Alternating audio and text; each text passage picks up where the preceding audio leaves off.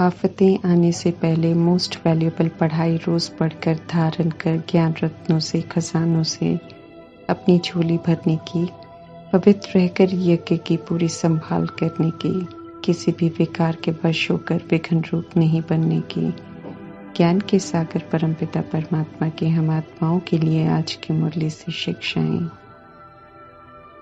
भक्ति मार्ग में जब कभी किसी का कोई भी काम नहीं बनता है तो कहते हैं कि जब भगवान भाग्य बांट रहे थे तो क्या तुम सो रहे थे। हालांकि समझते नहीं हैं कि भगवान कब और कैसे भाग्य बांटते हैं, फिर भी कहते हैं क्योंकि भगवान ने भाग्य आकर बांटा है कभी, और आत्माओं के अंतर्मन में कहीं न कहीं रिकॉर्डेड है। अभी जब वर्तमान में परमात्मा ये कार्य कर रहे हैं तो समझ में आता है कि कैसे भगवान इस साकार दुनिया में आकर ब्रह्मा द्वारा श्रेष्ठ भाग्य बनाने की विधि भी बता रहे हैं, और ज्ञान कुंज शक्तियों वरदानों जैसे खजानों से अपनी झोली भरने की और फिर भरकर बांटने और बढ़ाने की समझ भी दे रहे हैं।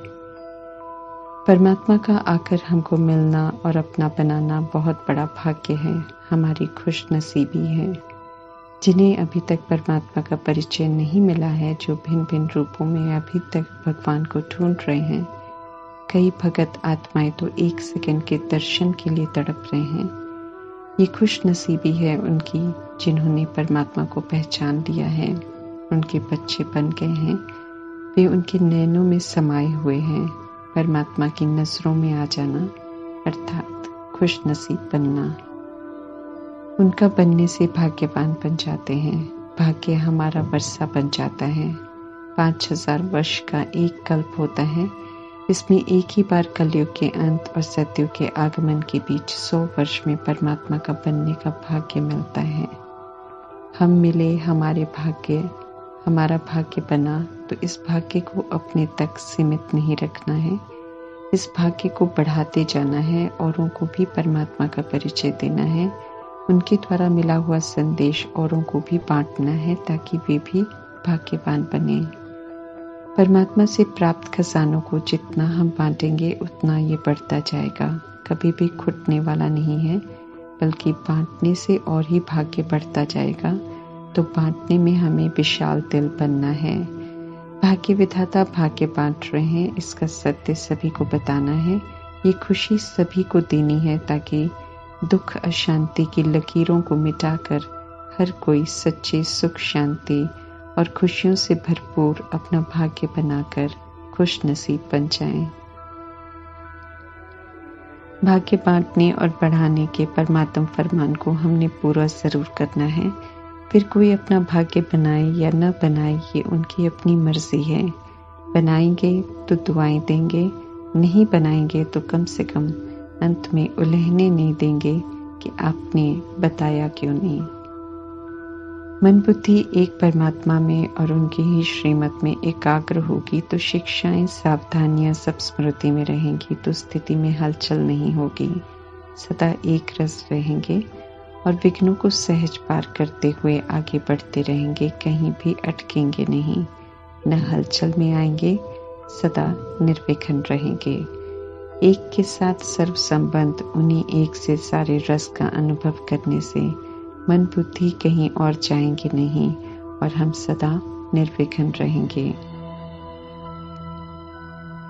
सृष्टि को पुनः स्वर्ग बनाने के लिए, विकारों का रावण राज्य समाप्त करने के लिए, आत्माओं को पुनः पावन बनाने के लिए कलयुगी रावण राज्य में आकर परमात्मा ने रुद्र ज्ञान यज्ञ रचा है।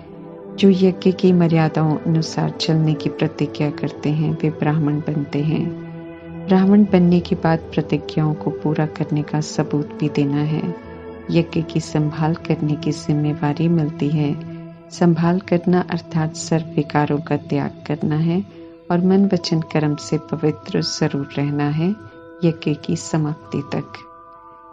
परमात्मा का सृष्टि रूपी ड्रामा में आना और ब्रह्मा के मुख का आधार लेना सत्य ज्ञान सुनाने के लिए उनके मुखड़े को वंडरफुल बना देता है, वैल्यू बढ़ जाती है। जब प्रजापिता ब्रह्मा के रोल में थे तो खुशी से उमंग उत्साह से उस समय के बच्चे परमात्मा के महावाक्य सुनने जाते थे सम्मुख। जब प्रजापिता का रोल पूरा होता है तो अव्यक्त में बाप दादा दोनों आते हैं। गुलजार दादी के मुख का आधार लेते हैं। तब भी बच्चे सम्मुख जाकर सुनते थे।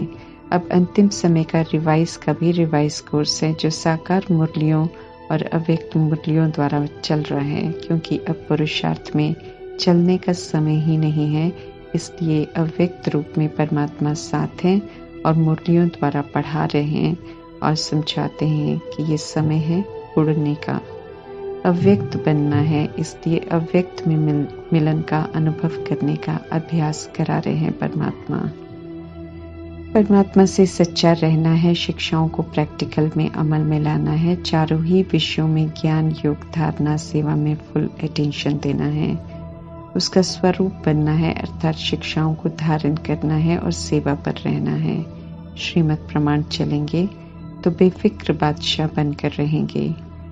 उल्टे कर्म हो रहे हैं, प्रकृति का भी दुरुपयोग हो रहा है, असभ्यता, अश्लीलता, अपवित्रता जो परमात्मा को, प्रकृति को, यूनिवर्स को पसंद नहीं है, उस सब कुछ सृष्टि पर हो रहा है।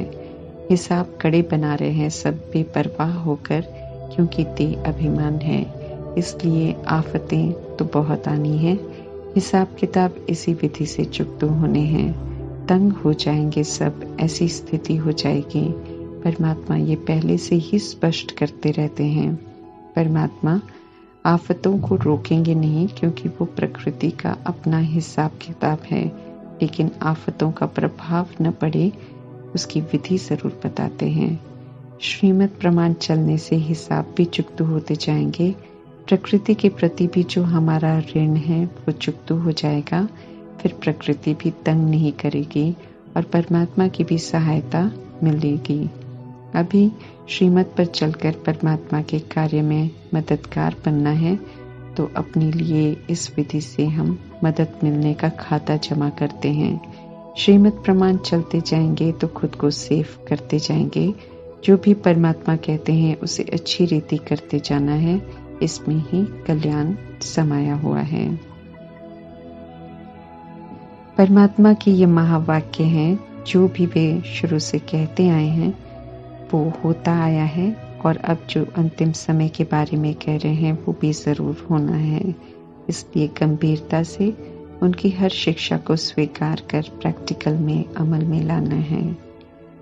संगम युग में परमात्मा जीव आत्मा ब्रह्मा का आधार लेकर हम जीव आत्माओं से मिलते हैं, भूल भुलैया के चक्रव्यूह से बाहर निकालते हैं, सुरजीत करते हैं, सही और गलत की पहचान देते हैं।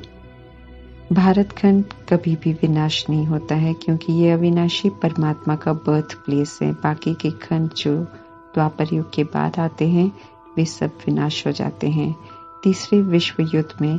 लेकिन उन खंडों में जहाँ परमात्मा के सेंटर्स बने हैं, अर्थात जहाँ ईश्वरीय पढ़ाई होती है, जहाँ दिल से ईश्वरीय सेवा होती है, वो भी विनाश में विनाश नहीं होते हैं। वो स्थान सतयुग की आत्माओं के लिए सतयुग में पिकनिक स्पॉट बन जाते हैं। भारत से देवी देवताएं पुष्पक विमान में वहां घूमने जाते हैं, पिकनिक मनाते हैं। अविनाशी परमात्म ज्ञान उस जगह को भी अविनाशी बना देता है। शिव परमात्मा अपने लिए शरीर नहीं लेते, अर्थात हम आत्माओं की तरह जन्म नहीं लेते हैं, लेकिन अज्ञानता की रात्रि में आते जरूर हैं। इसलिए उनके आगमन का यादगार शिवरात्रि के रूप में मनाते हैं। परमात्मा की श्रीमत पर चलकर पूजनीय बनने वाली आत्माएं अपने लिए शरीर लेती हैं, इसलिए उन सभी के यादगार देह के रूप में ही होते हैं। लेकिन एक शिव ही हैं जिनका यादगार शिवलिंग के रूप में बनाते हैं, क्योंकि वे अपने लिए शरीर नहीं लेते हैं। हम आत्माओं को सही रास्ते पर लाने के लिए ब्रह्मातन का आधार लेते हैं। परमात्मा और आत्मा देखने में ज्योति बिंदु एक से ही होते हैं, लेकिन जब भक्ति में यज्ञ रचते हैं तो शिवलिंग को बड़ा बनाते हैं और शालिग्राम छोटे बनाते हैं, क्योंकि शिव परमात्मा गुणों के सागर हैं, सदैव पवित्रता के सागर हैं। शालिग्राम आत्माओं का यादगार है, उन आत्माओं का जो श्रीमत पर चलकर आत्म अभिमानी बनते हैं। बहुत कम आत्माएं ऐसी बनती हैं, इसलिए शिव के साथ पूजा होने वाली शालिग्राम बहुत कम होते हैं। कभी कभी जिनका पूजन होता है उनमें शालिग्राम ज़्यादा बनाते हैं। अपने अपने पुरुषार्थ के प्रमाण भारत को श्रेष्ठाचारी बनाने में मददगार बनते हैं, उनका वो यादगार है। जितनी कोई चीज़ सूक्ष्म होती है उतनी शक्तिशाली होती है, फिर उसका जितना विस्तार होता जाता है उतनी शक्ति घटती जाती है। आत्मा अति सूक्ष्म है, लेकिन कई जन्मों का पाठ रिकॉर्ड हो जाता है जो मिटता नहीं है, और आत्मा शरीर धारण कर पाठ बजाती रहती है। आत्मा जड़ शरीर में प्रवेश करती है तो शरीर में जान आ जाती है, और जब निकलती है तो शरीर बेजान हो जाता है। द्वापर युग से देह का भान आता है, जो कुछ जन्मों बाद देह अभिमान का रूप ले लेता है। आत्मा विकारी बन जाती है और गर्भचील बन जाता है, और फिर अपने कर्मों प्रमाण सजाएं खाती है। सजा आत्मा अकेले ही अनुभव करती है, इसलिए अब समझ से हर कर्म करना है। परमात्मा का फरमान है पवित्र बनो, और कोई संबंधों में मोह में आकर अपवित्र बन जाए तो आत्मा सजाओं का भुगतान जब करेगी तो संबंधी साथ में नहीं खड़े होंगे। श्रीमत के विपरीत चलकर किसी को दुख नहीं देना है। गर्भचील की सजा कष्टदायक है, इसलिए अभी अंतिम समय में जल्दी शरीर छोड़ना फिर दूसरा लेना जल्दी जल्दी होता रहेगा और हिसाब चुकते होंगे। 63 जन्म सजा खाकर परमात्मा से वायदा किया है कि पाप नहीं करेंगे, पवित्र रहेंगे, लेकिन फिर देहधारियों का संकर भूल गए। लेकिन अब ऐसी भूल नहीं करनी है, क्योंकि अब रोज परमात्मा से समझ मिल रही है। अब के पाप का 100 गुना दंड मिलेगा। यहाँ कोई रिद्धि सिद्धि नहीं है, यहाँ श्रीमत की विधि है। जो श्रीमत प्रमाण चलेगा उसे सफलता मिलेगी। यथार्थ समझना है कि ज्योति बिंदु आत्मा भृकुटी के मध्य में विराजमान है, शरीर द्वारा पाठ बजा रही है। उस सतोगुणी आत्मा को देखकर बात करने और सुनने का अभ्यास करना है, तभी दृष्टि वृत्ति हमारी सिविल होगी। शरीर को देखेंगे तो देह अभिमान की ही सारी बातें नजर आएंगी, जो हमें अच्छा बनने नहीं देंगी, स्वमान में रहने नहीं देंगी, और किसी का सम्मान करने नहीं देंगी। दृष्टि भी नाम रूप को देखकर क्रिमिनल बनती रहेगी, अवगुण दिखाई देते रहेंगे। इसलिए परमात्मा तो समझा रहे हैं कि सिर्फ कहने मात्र नहीं कहना है कि आत्मा है, बल्कि बुद्धि से यथार्थ समझना है और उसी प्रमाण व्यवहार में आना है। तो दृष्टि वृत्ति कृति में आत्मिक भाव और कल्याणकारी भावना स्वतः ही रहेगी। कर्मों की थ्योरी को परमात्मा से समझना है, और अब सिर्फ राइटियस कर्म करने हैं। अपना दिमाग नहीं लगाना है, बल्कि जैसे कर्म परमात्मा करने सिखा रहे हैं उसे प्रमाण करते जाना है, तभी श्रेष्ठ बन सकेंगे। परमात्मा को यथार्थ जानने से यथार्थ रोशनी मिलती है। हम कौन हैं, हमारा कौन है, सृष्टि चक्र कैसे फिरता है, हर बात की रोशनी मिलती है। आत्माएं इस समय शरीर द्वारा कैसी भी बन गई हों, दुनिया वाले भले उनका तिरस्कार करें, लेकिन परमात्मा विस्मृत हो पाठ बजाने वाली आत्माओं को अपना बनाकर फिर से योग्य बनाते हैं। अहिल्याएं अर्थात पत्थर बुद्धि, कुब्जाएं अर्थात जिनका कुब निकल जाता है, गणिकाएं अर्थात वैश्याएं, सभी को इस समय परमात्मा आकर पढ़ाते हैं और सुधारते हैं। ऊंच मर्तबा पाने का पुरुषार्थ करना है। जो श्रीमत प्रमाण एक्ट करते हैं उन्हीं एक्ट की पूजा होती है। भक्ति मार्ग में जिन्हें ठोकरें लगती हैं, जिन्हें कोई नहीं पूछता, परमात्मा पहले आकर उन्हें उठाते हैं। जब परमात्मा ड्रामा में प्रवेश करते हैं, उससे पहले फीमेल शरीर में आत्माओं के साथ बहुत अत्याचार होते थे। इसलिए परमात्मा कन्याओं को माताओं को आगे रखते हैं, और फीमेल ही शिव शक्तियां बन यज्ञ में शुरू से वफादारी से सहयोगी रही हैं। शुरू में मेजॉरिटी समर्पण करने में फीमेल ही आगे रही हैं। मार भी खाई है, अत्याचार भी सहे हैं, लेकिन परमात्मा का श्रीमत रूपी हाथ और साथ नहीं छोड़ा है।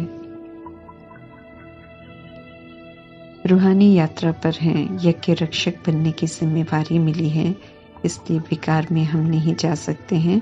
यज्ञ में विघ्न रूप हमें नहीं बनना है।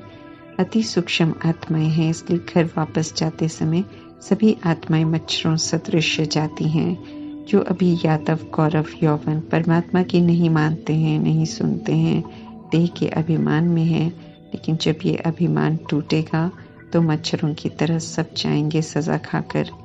इज्जत से जाने वाली आत्माएं परमात्मा संग जाएंगी बिना सजा खाए। श्रीमत पर पूरा चलने वाला सच्चा ब्राह्मण बनना है। वे ही पूरा पुरुषार्थ करते हैं और अपने लिए धारणाओं के आधार से राजधानी स्थापन करते हैं। जो छोड़ना है उसे हमें भूलना है बुद्धि से, अर्थात अटैचमेंट नहीं रखनी है। कोई आकर्षण न हो और जहाँ जाना है उसे बुद्धि से देखना है। देखेंगे तो वैसा बनेंगे। ईश्वरपुरी परम धाम में जाने के लिए अशरीरी और सतगुणी बनना है। सतयुग में जाने के लिए, कृष्णपुरी में आने के लिए आचरण में फरिश्ता स्थिति और दैवी गुणों की धारणा करनी है। जाना है तो फिर आना भी है। इस खेल को यथार्थ समझकर निर्भय बनना है। पवित्र रहकर पढ़ना है, पुरुषार्थ करना है और अपना भाग्य बनाना है। स्वयं परमात्मा मोस्ट वैल्यूएबल पढ़ाई पढ़ाते हैं वैल्यूएबल बनाने के लिए, तो कभी भी ये पढ़ाई हमें मिस नहीं करनी है। ज्ञान गुण शक्तियों, वरदानों, स्वमानों के खजानों से अपनी झोली को भरना है, जो सिर्फ सुनकर नहीं भर सकते हैं बल्कि उन खजानों को प्रैक्टिकल जीवन में यूज करने से वो जमा होती हैं। इस विधि से अपनी झोली को भरना है। सुनने से खजाने हमारे नहीं बनेंगे। स्मृति में रखकर उन्हें प्रैक्टिकल में प्रयोग में लाने का विशेष अटेंशन रखना है। जो जमा है वो हमारा है, फिर उसी प्रमाण प्रालब्ध बनेगी। ये परमात्मा स्पष्ट कर समझाते रहते हैं ताकि हम सब यथार्थ पुरुषार्थ करें। ओम शांति।